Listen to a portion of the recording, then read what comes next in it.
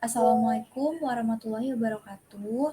Kami dari kelompok 2 ingin mempresentasikan hasil makalah kelompok kami, yaitu tentang perbandingan efektivitas saham sektor energi, ELSA, DOIT, dan MNDC melalui pendekatan fundamental dan teknikal single index model.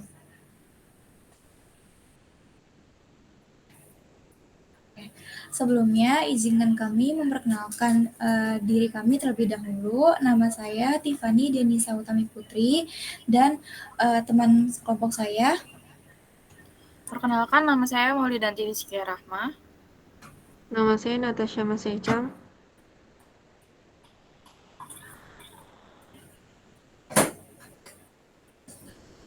Oke, dalam konteks tugas Problem Based Learning atau PBL mata kuliah manajemen investasi, penelitian ini bertujuan untuk menganalisis dan merekomendasikan pilihan investasi saham. Pendekatan menggunakan dengan single index model atau SIM untuk memilih minimal 3 saham dari 20 perusahaan di indeks LQ45 selama periode 2023 sampai 2024, di mana 3 emiten yang dipilih adalah ELSA, DOIT, dan MNDC. Karena kinerja dan pertumbuhannya, pemilihan ini akan dilanjutkan dengan analisis mendalam menggunakan analisis fundamental, evaluasi makroekonomi, industri, dan keuangan perusahaan selama 2 tahun terakhir, dan analisis teknikal. Nah, analisis sektor industri minyak dan gas batubara Indonesia. Sektor minyak dan gas, hulu migas diprediksi mengalami peningkatan investasi mulai 2025, utamanya dari penemuan baru di Kalimantan Timur dan Andaman yang berkontribusi 75% investasi gas lepas pantai. Meski pemerintah menargetkan lifting minyak 600.000 barel per hari dan gas bumi 1.000 juta barel setara minyak per hari pada 2025, penurunan produksi alami dari 70% sumber tua jadi tantangan. Upaya peningkatan dilakukan melalui lelang blok baru dan studi eksplorasi dengan bagi hasil menarik untuk investasi. Namun, komitmen transisi energi global berpotensi mengalihkan investasi ke energi batubara terbarukan atau EBT. Sepanjang 2024, rata-rata produksi migas mencapai 1,79 juta barel setara minyak per hari, dengan realisasi lifting minyak 576.000 barel per hari. Pertamina Hulu Energi atau PHEE mencatat produksi 1,04 juta barel setara minyak per hari pada kuartal 1 2025. Penerimaan negara bukan pajak atau PNBP migas 2024 adalah 110,9 triliun dengan target PNBP ESDM total 254,49 triliun pada 2025. Nah, sektor batubara menghadapi tantangan dan peluang unik. Pemerintah menargetkan produksi 735 juta ton pada 2025, naik 3,52% dari target 2024. Dengan alokasi Domestic Market Obligation atau DMO 239,7 juta ton sekitar 30,3%. Peningkatan target ini terjadi di tengah penurunan harga batubara global. Batubara masih menjadi penopang utama energi nasional, menyumbang 30% bauran energi primer pada 2025 dan hilirisasi terus digalakan. Produksi batubara Indonesia mencapai rekor pada 2024 sebesar 831,0 juta ton. 831,05 juta ton, melampaui target 710 juta ton atau 117%. Dari jumlah itu, 434,0 2,11 juta ton diekspor terutama ke Tiongkok dan India, dan 209,93 juta ton untuk DMO.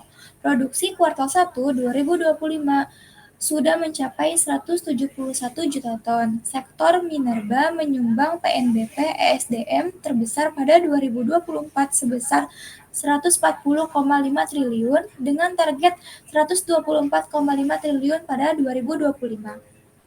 Peningkatan produksi ini melanjutkan tren positif dari 775 juta ton pada 2023 dan 687 juta ton pada 2022. Meskipun demikian, target produksi 2025 lebih konservatif yaitu 735 juta ton.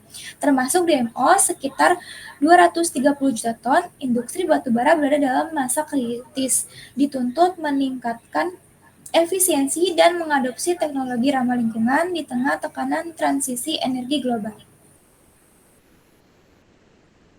Nah, pertumbuhan ekonomi, pemerintah Indonesia optimis pertumbuhan ekonomi akan mencapai 5% pada 2025, didukung oleh konsumsi domestik dan investasi. Namun, lembaga internasional seperti OECD memprediksi sedikit perlambatan menjadi 4,9% dan IMF bahkan memangkas proyeksi menjadi 4,7% untuk 2025 dan 2026. Nah, tantangan utama berasal dari perlambatan ekonomi global dan kebijakan tarif AS, serta melemahnya konsumsi rumah tangga domestik. Peluang pertumbuhan tetap ada melalui hilirisasi minerba dan peningkatan investasi strategis. Nah, inflasi dan kebijakan moneter. Inflasi di Indonesia diperkirakan tetap terkendali. IMF memproyeksi inflasi akan melemah signifikan dari 2,3% pada 2024 menjadi 1,7% pada 2025. Meskipun ada potensi kenaikan kembali pada 2026, data Mei 2025 menunjukkan inflasi masih di bawah target Bank Indonesia. BI Rate dipertahankan pada 5,75% hingga April 2025 untuk menjaga stabilitas. Namun, defisit transaksi berjalan diperkirakan akan semakin dalam, mencapai 1,5% PDB pada 2025. Tantangan lain meliputi penurunan daya beli rumah tangga dan inflasi pangan. Nah, implikasi pada sektor energi. Jadi, kondisi makroekonomi sangat berkaitan dengan kinerja saham sektor energi. Nah, harga komoditas energi global menjadi faktor kunci. Harga batu bara proyeksi turun 20% pada 2024. Sementara, harga gas diproyeksikan naik 40% pada 2025. Emiten yang melakukan diversifikasi portofolio ke gas atau hilirisasi akan memiliki prospek lebih baik. Nah, selain itu, kebijakan pemerintah terkait transisi energi juga krusial. Meskipun target bauran EBT 23% pada 2025 mengalami penyesuaian. Nah, upaya pengembangan EBT ini terus dilakukan. Hal ini membuka peluang bagi emiten yang berinvestasi pada energi terbarukan seperti panas bumi, surya, dan air. Penelitian menunjukkan bahwa kinerja keuangan dan makroekonomi seperti inflasi suku bunga secara signifikan memengaruhi harga saham perusahaan energi.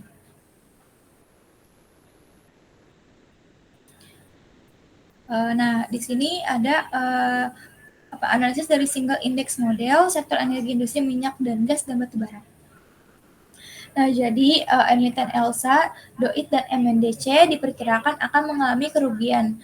Secara individual, saham ELSA menunjukkan penurunan harga dari 432 menjadi 422, menghasilkan return negatif sebesar minus 2,31%. Saham Doit mengalami penurunan paling drastis dari 552 menjadi 384 dengan retur negatif mencapai minus 30,81%. Nah, sementara saham MEDC turun dari 1.100 menjadi 1.025 menghasilkan retur negatif minus 6,82%.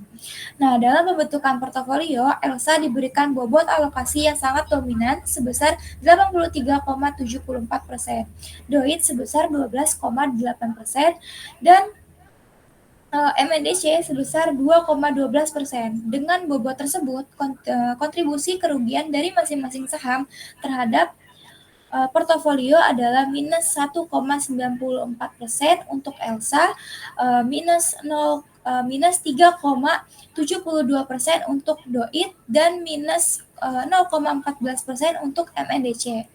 Akumulasi dari kontribusi negatif ini menghasilkan retur portofolio keseluruhan sebesar minus 5,80%. Kesimpulan dari perhitungan single index model ini adalah bahwa investasi pada ketiga saham tersebut dengan komposisi bobot yang ada diperkirakan akan menghasilkan kerugian yang signifikan dalam periode yang diamati, menyoroti pentingnya evaluasi ulang dan penyesuaian strategi investasi di tengah fluktuasi pasar. Oke, di sini ada company profile Elsa, Doit, dan MNDC akan dijelaskan oleh teman saya Natasha Masaya Chang. Di sini saya akan menjelaskan dari company profile. Jadi perusahaan yang kita pilih untuk dianalisis ada 3, itu PT Elnusa Tbk, PT Buma International Group Tbk, dan PT Medco Energy International Tbk. PT Elnusa Tbk atau ELSA adalah perusahaan solusi layanan energi di bidang jasa hulu minyak dan gas, jasa distribusi dan logistik energi, serta jasa penunjangnya.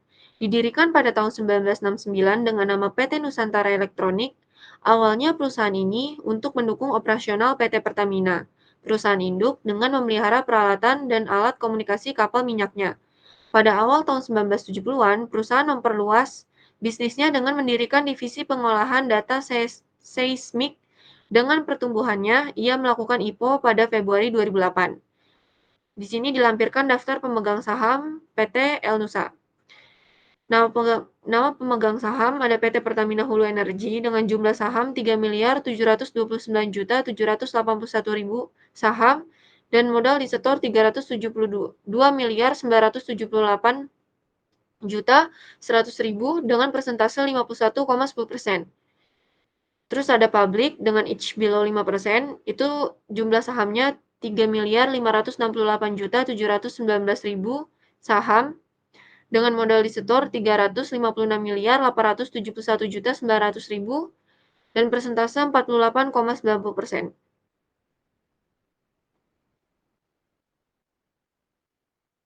Selanjutnya PT Buma International Group. PT Buma International Group Tbk atau DOID yang sebelumnya dikenal sebagai PT Delta Dunia Makmur Tbk bergerak di bidang jasa kontraktor penambangan batu bara. Didirikan pada bulan November 1990 dengan nama PT Daegu Poleco Indonesia, awal bergerak di bidang manufaktur berbagai jenis tekstil untuk ekspor. Perusahaan telah mengalami beberapa kali perubahan nama selama bertahun-tahun, hingga berubah menjadi yang sekarang pada tahun 2009.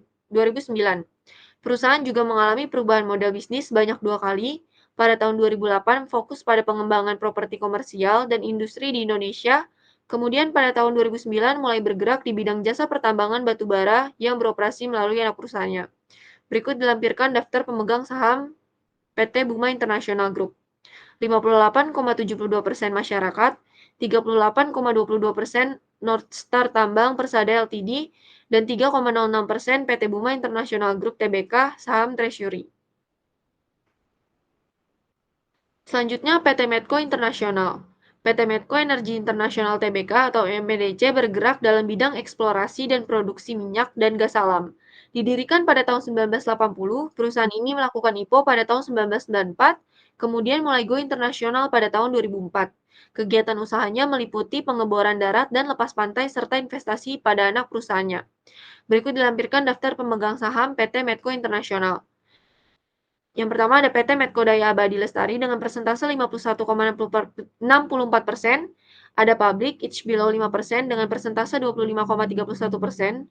Ada Diamond Bridge PTE Ltd dengan persentase 21,52%.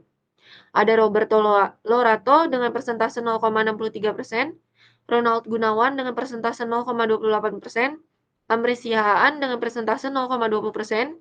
Anthony Robert Matias dengan persentase 0,14%, Hilmi Panigoro dengan persentase 0,12%, PT Medco Duta dengan persentase 0,12%, Yani Yuhani Panigoro dengan persentase 0,03%, Yasser Raimi Apanigoro dengan persentase 0,01%, dan Treasury Stock 0,00%. Analisis laporan keuangan. Yang pertama, rasio likuiditas dari ketiga perusahaan, itu ELSA, DOIT, dan MEDC. Dengan rasio current ratio. Rasio lancar atau current ratio ketiga emiten pada tahun 2024 menunjukkan posisi likuiditas yang memadai. Lebih dari 1, itu ELSA sedikit menurun dari 1,44 pada tahun 2023 menjadi 1,31, dan PT DOID turun signifikan dari 1,94 menjadi 1,48. Sementara PT MEDC mengalami perbaikan dari 1,09 menjadi 1,21. Secara keseluruhan mereka mampu memenuhi kewajiban jangka pendek namun dengan tren yang bervariasi. Selanjutnya, analisis melalui rasio solvabilitas dari ketiga perusahaan dengan rasio debt to equity ratio dan interest coverage ratio. PT ELSA menunjukkan posisi terkuat dengan debt to equity ratio rendah dan interest coverage ratio tinggi yang terus membaik. PT DOID sangat mengkhawatirkan karena debt to equity rasionya sangat tinggi dan meningkat, sementara interest coverage rasionya anjlok hingga tidak mampu menutupi beban bunga. PT MEDC berada di tengah dengan debt to equity ratio yang menurun positif, namun interest coverage ratio yang juga menurun meskipun masih mampu membayar bunga. Selanjutnya, analisis melalui rasio profitabilitas dari ketiga perusahaan dengan gross profit margin, net profit margin, return on asset, return on equity. PT ELSA memperlihatkan peningkatan yang stabil di semua rasio seperti gross profit margin, net profit margin, ROA, dan ROE, menandakan efisiensi yang membaik. Sebaliknya, PT DOID mengalami penurunan profitabilitas yang sangat tajam. Dengan semua rasio penting, gross profit margin, net profit margin, ROA, ROE berubah menjadi negatif pada tahun 2024, mengindikasikan kerugian operasional dan inefisiensi yang serius. Sementara itu, PT MEDC tetap menjadi emiten paling profitable di antara ketiganya, terutama pada net profit margin dan ROE, meskipun beberapa rasionya sedikit menurun dari tahun 2023 ke 2024. Selanjutnya akan dijelaskan oleh rekan saya. Oke, di sini ada rasio value market value. Nah, jadi di rasio market value ini ada beberapa rasio, yaitu ada EPS atau earning per share, ada book value per share, dan juga ada price to earning, juga ada price to book value. Nah, di sini ada 3 emiten, yaitu ELSA, DOI, dan MEDC.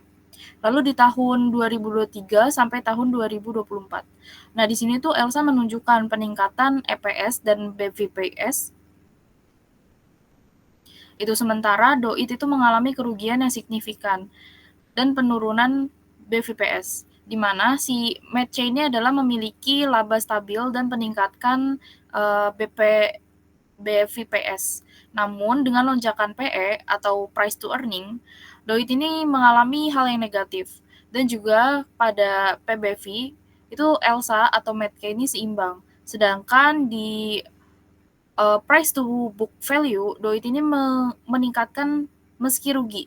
Lalu pada fluktuasi harga komoditas, pertumbuhan ekonomi global secara kebijakan transisi energi dan isu lingkungan menjadi faktor kunci yang membentuk kemampuan ketiga emiten ini dalam menavigasi dinamika yang ada di pasar.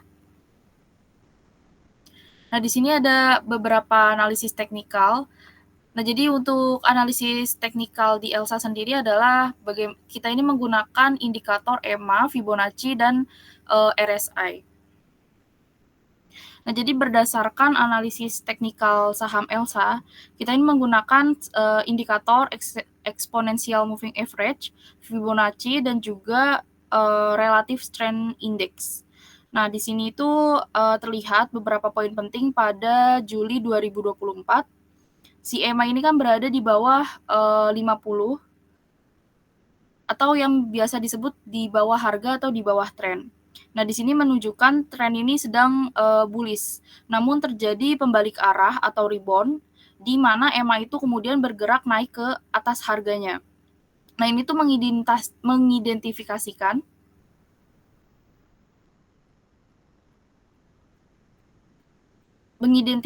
di mana tren ini menjadi bullish atau bearish. Nah, meskipun sempat terjadi reversal yang tadi, di mana EMA ini bertindak sebagai support atau di bawah harganya, belakangan ini EMA juga cenderung dijebol oleh resisten atau Fibonacci yang kini berfungsi sebagai resisten yang ada di atas harganya. Nah, indikator RSI ini juga meningkatkan atau menunjukkan kondisi di mana overbought. Nah, dan saat ini itu mengarah ke bawah yang mengidentifikasikan potensi penurunan harga yang lebih lanjut. Nah, dari perspektif Fibonacci ini yang berfungsi untuk memprediksi potensi pantulan harga, ada namanya yang disebut angka golden ratio. Nah, golden ratio ini maksimal untuk golden ratio ini adalah di harga di persentase 61,80% dan juga 78,60%.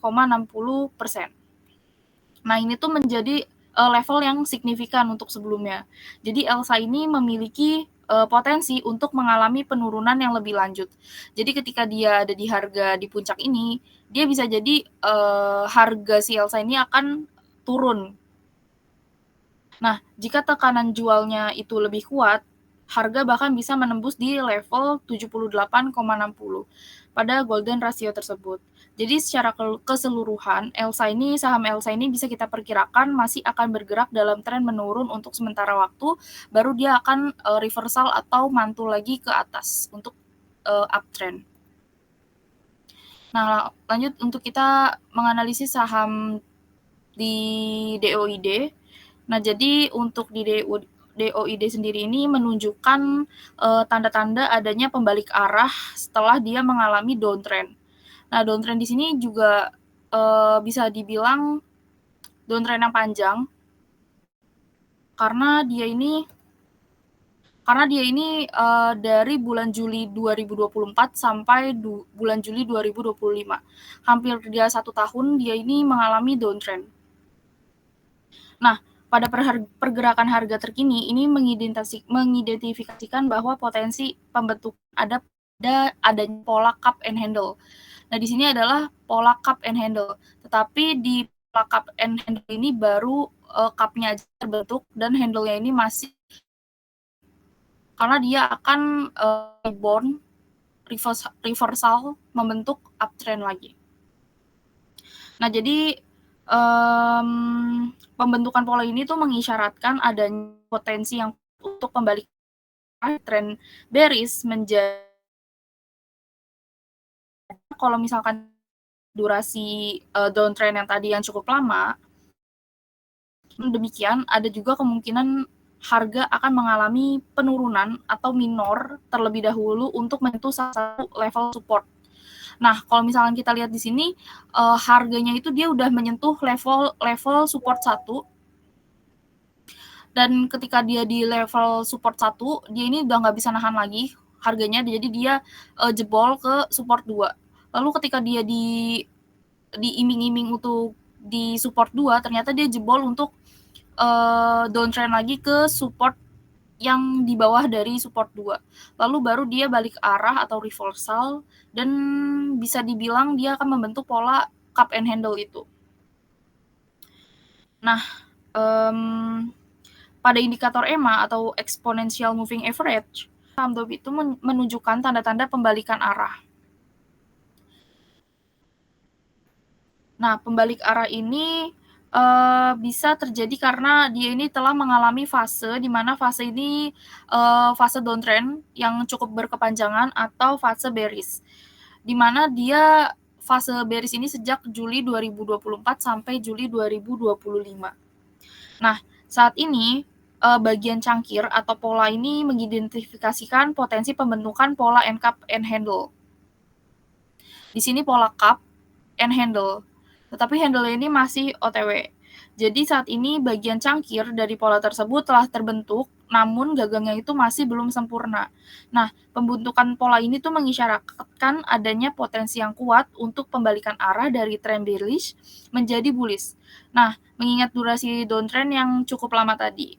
Nah, meskipun demikian, ada kemungkinan harga yang akan mengalami penurunan minor terlebih dahulu untuk menyentuh salah satu level support. Nah, di sini ada 2 level support, yaitu level support pertama dan kedua. Di mana level support pertama ini tidak mampu menahan penurunan harganya. Maka harga ini bisa diperkirakan akan bergerak menuju ke support yang kedua sebelum akhirnya berbalik arah dan membentuk gagang dari pola cup and handle. Nah, di sini juga ada indikator EMA. Untuk EMA ini sendiri juga mendukung pandangan ini. Nah, dengan posisi EMA yang sebelumnya itu berada di atas harga sidoid, kini telah berbalik arah menjadi di bawah harganya sidoid. Nah, semakin memperkuat sinyal dan potensi pembalikan arah yang akan rebound atau ke atas membentuk uptrend. Nah, di sini ada analisis penilaian teknikal dari saham METC. Oke. Jadi untuk Medco Energi Internasional ini adalah dia menunjukkan adanya trend bearish yang tidak terlalu tajam di sini, di mana garis trend line ini menunjukkan pergerakan penurunan, namun dengan kecenderungan yang melandai. Nah, di sini juga ada double bottom. Nah, jadi saat ini tuh harga MEDC ini bergerak ke atas, di atasnya EMA atau Exponential Moving Average. Nah, ini tuh mengidentifikasikan bahwa saham ini tuh masih berada dalam fase bullish. Nah, meskipun terbatas dalam jangkauan, namun indikator RSI ini atau Relative Strength Index ini sudah mendekati area overbought. Nah, di sini sudah mendekati area overbought.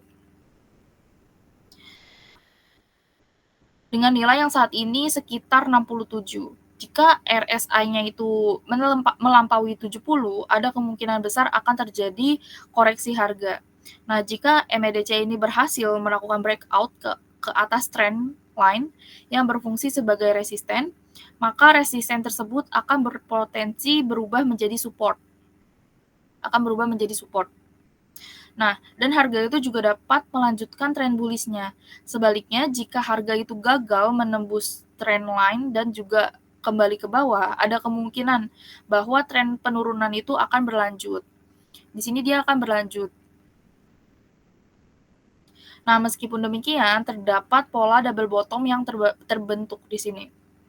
Nah, pola double bottom ini merupakan indikasi kuat potensi kenaikan bullish bagi si MEDC ini dengan dukungan dari EMA yang berada di bawah harga dan pola double bottom.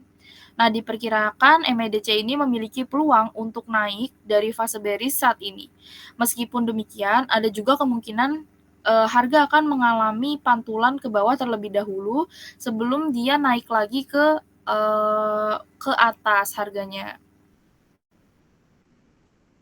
Nah, untuk kesimpulannya secara keseluruhan yang sudah kita jelaskan tadi di tengah dinamika ekonomi makro dari 24 sampai 25, ini tuh juga mempengaruhi pertumbuhan global di mana ada kebijakan moneter di situ dan juga ada geopolitik. Nah, investor ini kita sarankan untuk menghindari ELSA. Mungkin kalau misalkan kita lihat untuk jangka panjangnya, ELSA ini memang cocok kalau misalkan kita hold sahamnya. Tapi jika kita analisis untuk jangka pendek dan untuk saham ELSA ini lebih baik kita menghindari saham ELSA ini dan kita diharuskan untuk mencermati si DOID ini untuk potensi reversal dan juga mempertimbangkan si MEDC ini saat koreksi sebagai peluang beli jangka menengah dengan selaku selalu melakukan riset mendalam dan menyesuaikan dengan profil risiko pribadi. Nah, di sini tuh ada ranking-an mungkin sesuai urutan yang udah kita simpulkan melalui analisis teknikal. Kalau melalui analisis teknikal di sini yang paling mendominasi adalah DOIT, karena DOIT memang trennya itu dia akan menjadi uptrend ketika dia sudah mencapai rebound di sini di support 2, dia akan uptrend. Nah, DOIT ini adalah yang paling menarik karena menunjukkan potensi bullish reversal yang kuat dengan pola cup and handle setelah downtrend yang panjang. Nah, EMA-nya juga mendukung untuk kenaikan, layak untuk dicermati dan untuk dibeli saat koreksi atau tahan posisinya. Nah, didukung juga permintaan batu bara yang ada di global dari Asia. Nah, lalu yang kedua itu ada ELSA. Nah, di sini ada MEDC. Nah, di sini MEDC ini juga layak untuk dipertimbangkan untuk investasi jangka menengah. Karena adanya tren bearish tadi yang melandai dengan sinyal bullish dari double bottom dan harganya juga ada di atas EMA-nya. Nah, meskipun kayak gitu, si RSI overbook ini juga memicu koreksi jangka pendek. Nah, di mana potensi kenaikan dari pola yang kuat itu tetap ada, namun perlu diwaspadai volatilitasnya karena harga minyak itu dan transisi energi juga jangka panjang. Nah, untuk saham ELSA ini sebaiknya kita hindari. Kenapa? Karena menunjukkan tren bearish yang kuat dengan EMA sebagai resisten dan juga RSI dari overbought yang mengarah turun. Terus juga ada potensi penurunan harga yang lebih lanjut hingga level Fibonacci yang lebih rendah. Nah, karena dari itu disarankan untuk penjualan guna membatasi kerugian dari saham ELSA tersebut.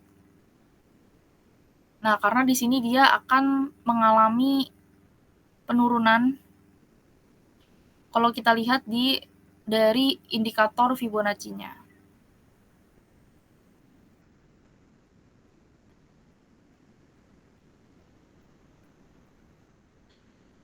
Baik, terima kasih. Cukup sekian materi kita untuk makalah dari kelompok 2. Semoga apa yang kita presentasikan membawa manfaat dan bisa membawa investor-investor yang akan menanam saham di saham ELSA terutama dan di saham DOIT maupun MEDC bisa mempertimbangkan apakah ingin di hold atau ingin dijual atau buy atau sell. Terima kasih. Wassalamualaikum warahmatullahi wabarakatuh.